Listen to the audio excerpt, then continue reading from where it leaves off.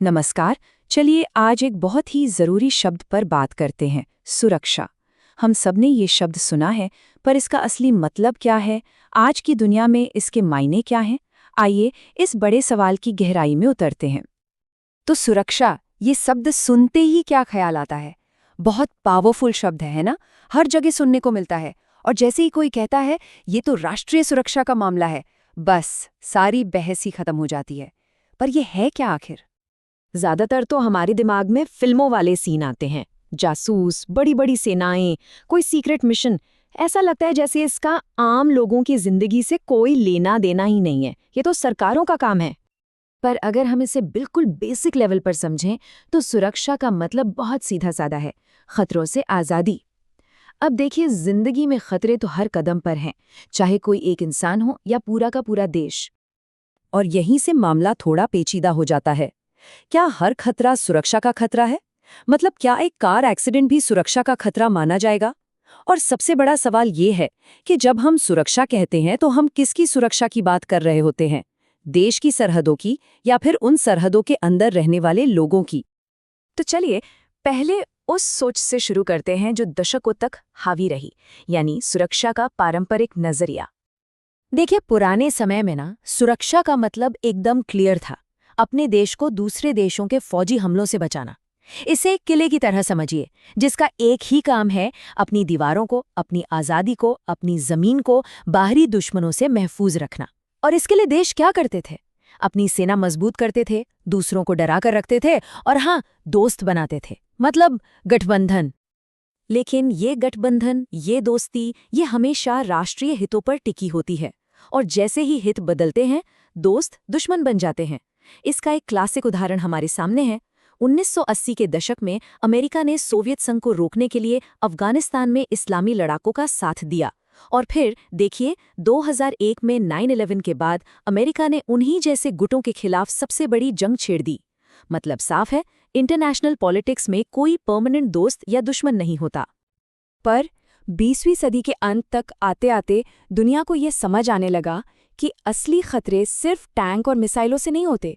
कुछ नए और शायद ज़्यादा बड़े खतरे सामने आ रहे थे। और सुरक्षा की जो पुरानी परिभाषा थी, वो इन खतरों से निपटने के लिए काफ़ी नहीं थी। इसने एक बहुत ही बुनियादी सवाल खड़ा कर दिया। आखिर ये सुरक्षा है किसके लिए? सिर्फ देश के लिए या उन करोड़ों लोगों के लिए जो उस देश में रहते हैं? इन दोनों नजरियों का फर्क यहाँ बिल्कुल साफ दिखता है। एक तरफ है पारंपरिक सुरक्षा, जो एक किले की तरह है, जिसका काम देश की सीमाओं की रक्षा करना है। और दूसरी तरफ है मानव सुरक्षा, जो एक छाते की तरह है, जो देश के लोगों को हर तरह के खतरे से बचाती है।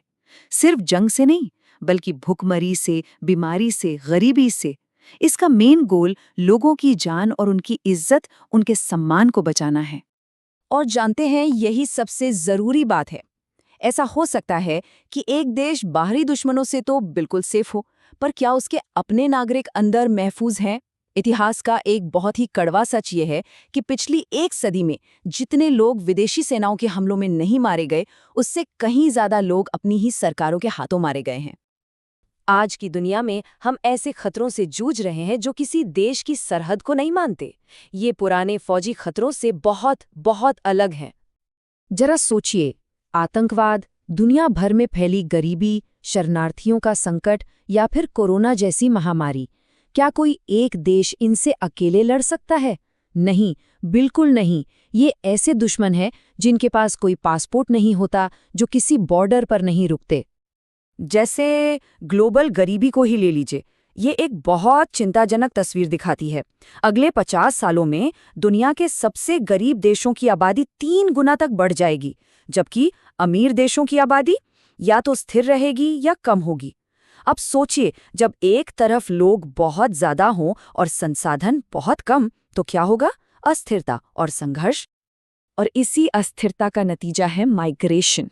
लोग अपना घर, अपना देश छोड़ने को मजबूर हो जाते हैं। और ये एक दिलचस्प बात है, ज्यादातर लोग सोचते होंगे कि ये शरणार्थी अमीर देशों में जाते हैं, पर ऐसा नहीं है। ज्यादातर शरणार्थी अपने ही आसपास के गरीब या विकासशील देशों में पनाह लेते हैं। और फिर आती हैं महामारियां। साल 2003 तक दुनिया भर में 4 करोड़ लोग HIV एड्स से इन्फेक्टेड थे। 4 करोड़।